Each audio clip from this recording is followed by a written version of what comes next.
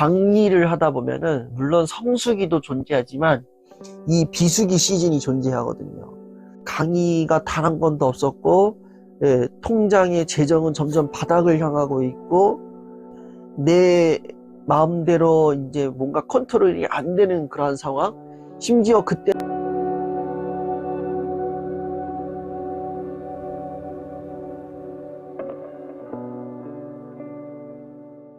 저는 중학교 3학년 학생입니다. 사람들은 자기 자신을 먼저 사랑하라고 하지만 어떻게 해야 하는지 잘 모르겠습니다. 친구도 많지 않고 공부도 잘하지 못해 미래가 막막하게 느껴집니다. 주변 친구들과 비교하면 저는 잘하는 것도 없고 점점 자신감이 사라지고 있습니다.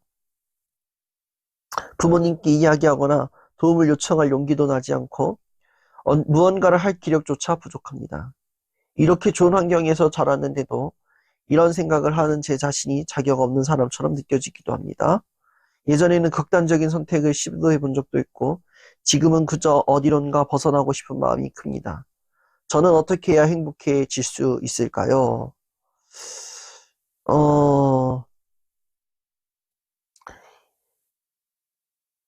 제가 한동안 그 상념에 붙잡혀 있었던 게 그거예요. 이제 이 강의를 하다 보면은 물론 성수기도 존재하지만 이 비수기 시즌이 존재하거든요. 이 비수기 시즌 때에 이제 강의가 단 한 번도 없었고, 통장의 재정은 점점 바닥을 향하고 있고, 내 마음대로 이제 뭔가 컨트롤이 안 되는 그러한 상황.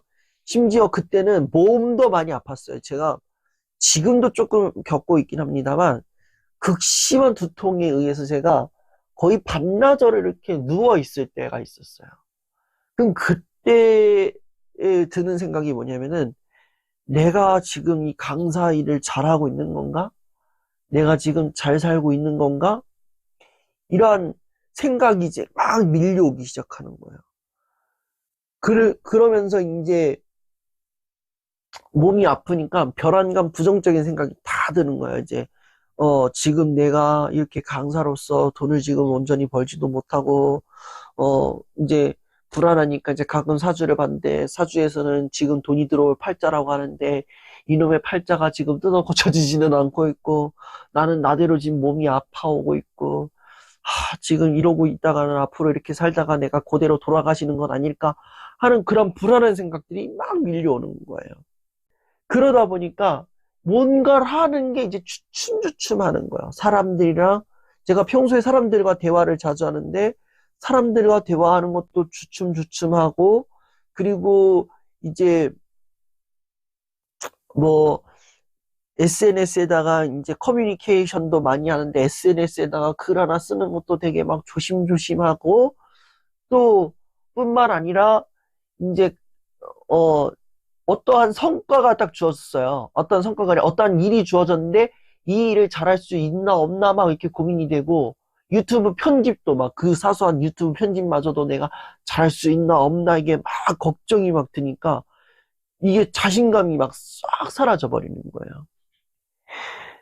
그렇다고 해가지고 이거를 누군가한테 얘기도 할 수 없어요. 내가 이걸 힘들다 그러면은 우리 어른들은 이제 분명히 그 얘기를 해요. 힘들다 그러면은 내가 너 때는 말이야 이 새끼야 이러면서 막 이 얘기하고 그런 걸로 힘들어하면 어떻게 살아 막 이런 얘기도 하고 요즘 것들은 말이야 멘탈이 이리 약해가지고 말이야 막 이런 얘기도 듣고 또 주변 사람들은 내가 힘들다 얘기하면은 막 다 놀래. 그런 일이 있었어? 뭐 이렇게 얘기도 하고 어떤 사람은 무덤덤해. 그래 뭐 그럴 수도 있지 모르고 쌩 까고 지나가 버려. 그럼 그 얘기를 듣는 내 입장에서는 정말 비참하고 답답하게 느껴지는 거죠. 그러니까 이제 누군가에게도 도움을 요청을 해야 되는데 도움 요청하기엔 너무 그런 엄두도 안 나고 그리고 주변 사람들을 봤는데 얘네들은 다 나보다 뭔가 잘난 것 같고 별별 생각들이 막 드니까 내 인생은 그때부터 불행한 인생, 앞으로도 불행한 인생, 지금은 모난 인생 이런 식으로 이제 결론을 내려버리는 거예요. 그 도저히 나는 사랑할 수 없는 존재 이런 식으로 귀결이 나버리는 거예요. 도저히 나를 사랑할 수 없다 싶으면은 왕수 뒤에 그래도 나를 안아주는 법을 사서 읽어보셔라. 어, 여기까지만 할게요. 더 광고했다가는 댓글에서 욕할 것 같아서 그만. 어. 근데 진짜 나를 사랑하라고 하는데 내 컨디션 전반적인 상황 봤을 때는 도저히 나를 사랑할 엄두가 안 나는 거야. 어. 객관적으로나 주관적으로나 봐도 다른 사람들에 비교해서 내 장점, 내 강점 뭐 이런 게 다 없는 거예요. 근데 잘 생각해 봅시다. 장점은요, 내가 잘하는 것도 속하지만 내가 좋아하는 것도 하나의 장점에 속해 있어요. 내가 좋아하는 걸로 인해서 이 좋아하는 걸로 인해서 잘하는 부분이 하나 있단 말이에요. 다른 사람의 장점과 나의 장점을 왜 비교를 하냐 이거예요. 저 사람은 저 사람대로 잘하는 게 있고 나는 나대로 잘하는 게 있는 거예요. 그거를 봐야 되는데 우리는 내가 갖고 있는 장점은 디폴트 값으로 생각하고 저 사람이 갖고 있는 장점을 스페셜 값으로 생각하니까 자꾸 비교하니까 내게 평범하게 느껴지는 거예요. 실제로 저도 그런 때가 있었던 것 같아요. 제가 중학교 때 반 친구였는데 그 반 친구는 그때 당시에 차은우였어요. 예. 굉장히 진짜 차은우가 제 동창 아니에요. 차은우는 저랑 나이가 좀 있어요. 차이가. 예. 그때 당시에 차은우처럼 약간 육각형 인간이었어요. 얘는 공부도 잘했어. 하면은 전교 한 5등 안에 들었던 애야. 시험을 보면. 그리고 운동도 잘했어요. 축구를 하면은 진짜 손흥민 저리 가라 할 정도로 진짜 막 볼 잘 찼고, 농구를 하면은 마이클 조단급으로 진짜 골을 그냥 막 많이 넣어. 정말 잘했어.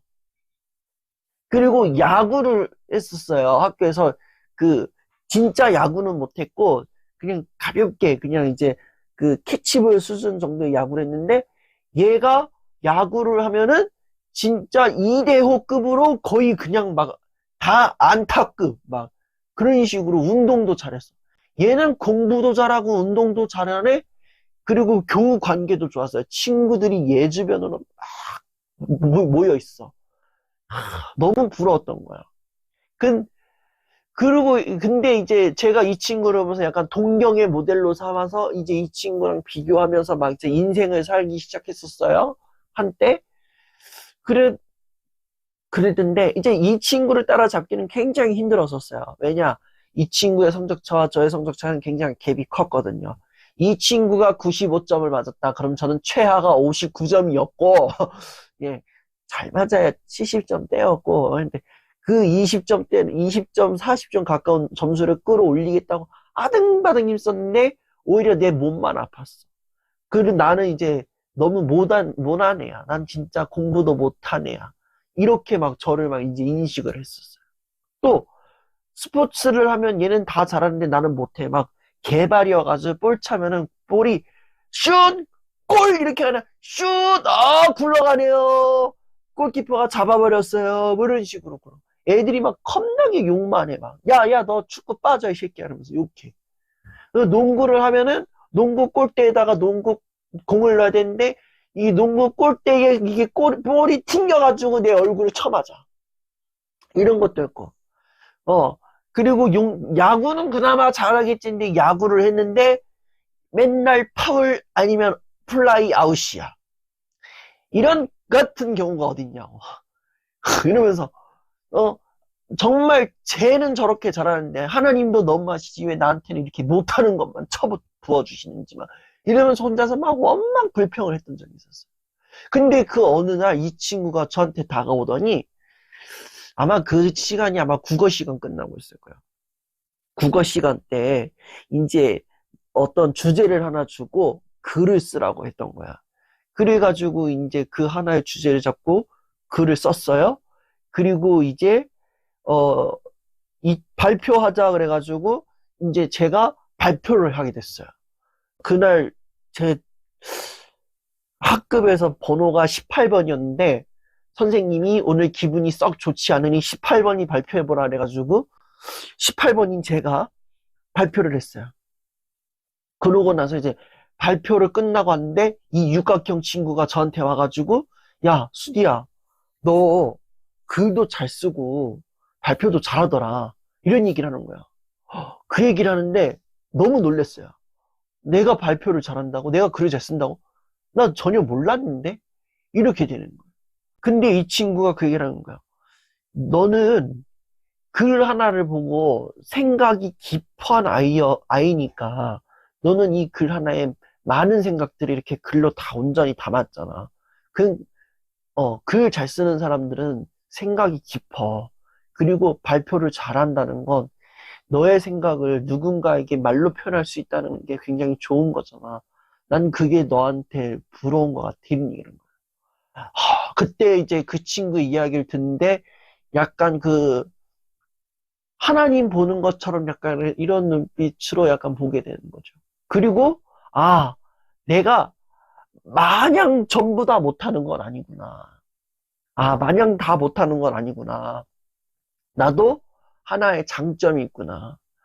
글을 잘 쓴다는 장점이 있었고 발표를 잘한다는 장점이 있었구나.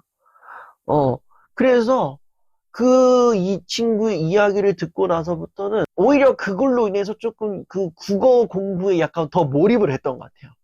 네.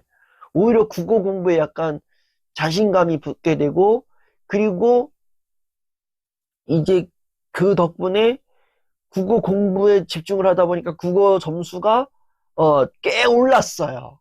꽤 이 자랑 같은데, 꽤 오르고, 학교에서 뭐 이렇게 발표하는 그게 있는데, 이 친구가 저를 추천을 한 거예요. 저를 추천해가지고 제가 그때 학교에서 뭐 발표를 했는데, 그때, 정말 선생님들도 정말 격한 칭찬을 해주셨던 그게 있었어요. 그래가지고, 아, 나도 장점이 있구나. 나도 이런 사람이구나. 이런 걸 느끼니까, 이걸 통해서 오히려 내가 더 노력을 하고, 더 막 이렇게 강점으로 전환시키니까, 그때서야 이제 이게 주변에 내 역량이 발휘가 되니까, 그때 나를 사랑하게 되더라고요. 그러니까 나를 사랑해주는 방법은 어렵지 않아요. 나를 사랑해주는 방법은 내가 아무리 모난돌이지만 그 모난돌 가운데서도 한 가지 보석을 발견했다. 그 수많은 조개 껍데기들 중에서 한 개의 진주를 발견했다. 내가 정말 못하는 구석이 있지만 하나라도 잘하는 구석을 발견했다.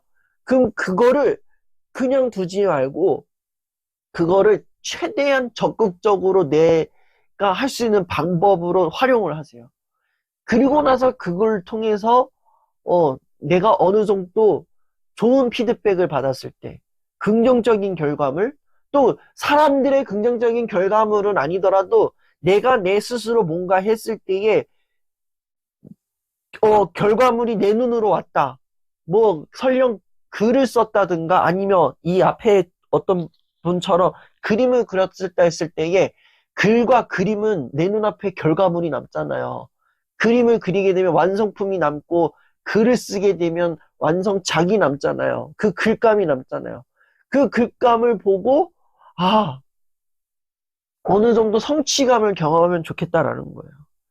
그러니까 너무 큰 걸 할 필요 없어요. 정말 사소한 거, 내가 잘하는 거, 내가 좋아하는 거, 그걸 하면서 거기에서 비롯된 그 행동이 마음의 변화를 줄 수 있다라는 거예요. 그리고 그렇게 해야만 다른 사람들과의 비교에서도 벗어나고 내 결핍감에서도 벗어나는 거고 나의 무능력함에서도 벗어날 수 있는 거예요. 제가 요즘 정말 하고 싶은 게 하나 있어요. 뭐냐면은 그림을 그리고 싶은 거, 그리고 여기서 조금 한 템포 더 마음 먹는 거는 도자기를 하고 싶어요. 도자기. 어, 정말 이제 한때 저 그 생각을 했다 했잖아요. 내가 지금 잘 살고 있는 것과 앞으로 이렇게 살다가 죽는 건 아니겠지? 그런 불안한 생각들이 밀려올 때에 강렬하게 들어왔던 생각이 그림 그리기, 그리고 도자기 빚기 이거예요. 지금은 이게 막 생각이 왔다 갔다 하긴 해요. 이거 지금. 이게 강렬하게 막 이걸 해야지가 아니라, 이걸 해야지라고 맘먹으면은 이게 상황이 어느 정도 조금 나아지고, 이 생각을 안 하고 있으면 또 갑자기 뭔가 일이 터져버리고 이러니까, 이게 왔다 갔다 하는데, 힘들 때에 또 내가 지금 뭔가 방향을 잃어버렸다라고 느꼈을 때에, 그림을 그려보면 좋겠다는 생각이 들어서, 이제 요즘 이 각 잡고 한번 해보자라는 생각을 하고 있는 게 있어요. 그래서 지금 한 4월 강연, 지금 요때가 이제 4월인데, 다음 달 요때쯤에 제가 각 잡고 한번 그림을 그려보자. 이 생각을 하고 있어요. 뭐, 캔버스는 아니더라도, 스케치북이나 도화지 한 두꺼운 거 몇 장 사가지고, 뭐, 물감 채색을 하든 아니면은 뭐, 색연필이든 뭐, 그런 걸로든지 간에 해가지고, 그렇게 해서 내 그림을 좀 그려보자. 그렇게 하면은 어차피 그림들은 눈에 다 남을 거고, 그리고 그 그림을 통해서 나도 어느 정도 성취감을 느끼고, 아, 내가 이 시간을 잘 활용하고 있구나라는 그런 마음을 좀 얻을 거 아니겠습니까? 그런 걸 좀 해보고 싶은 거예요. 그리고 여러분들 이 강연을 보시면 아시겠지만, 대본이 없어요. 대본이라고 해봐야 이게 뭐, 여러분들 고민 써준 이게 전부인데, 이 고민 써주는 거 외에는 대본이 없어요. 다 제 생각을 다 쥐어 짜내면서 하는 건데, 강연 말고 또 이 생각을 다 쥐어 짜내는 일 말고 온전히 내 몸만 사용할 수 있는 그런 걸 해보자. 돈이 되든 안 되든지 간에. 그런 거를 좀 하고 싶다는 생각에서 나온 결론이 그림인 거예요.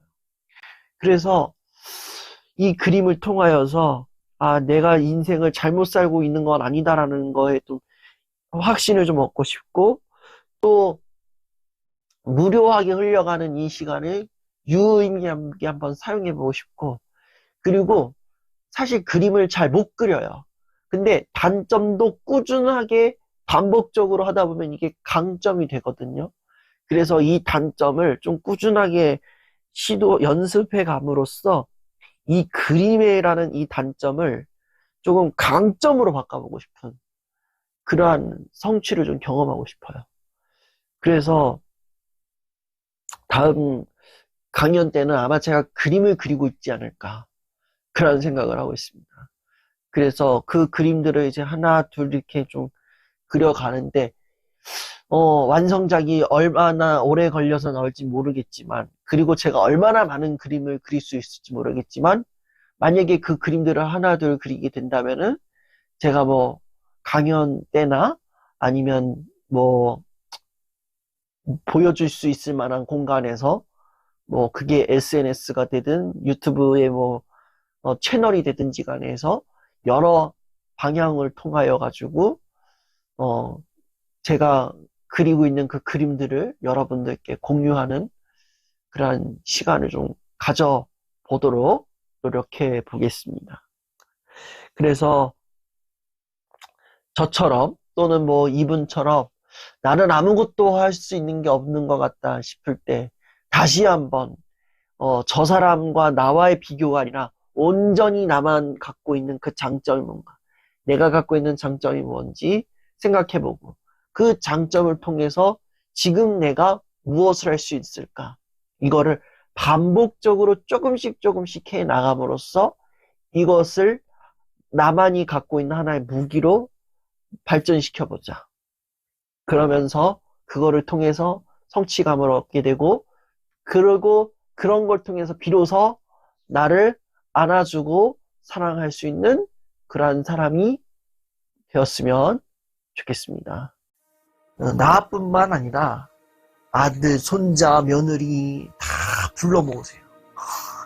아니면 정말 내 주변에 힘든 친구가 있다. 걔만 보내지 말고 걔 멱살 잡아가지고 같이 오세요. 저만의 빛 비춘다가 아니라 저와 여러분이 함께 빛을 비추는 그러한 빛 비추다 강연이 되었으면 좋겠습니다. 그래서 정말 언젠가는 모르겠지만 정말 빠른 시간 안에 저와 함께 이야기 나누고 또 하는 그런 피피치다 강연이 되기를 바랍니다.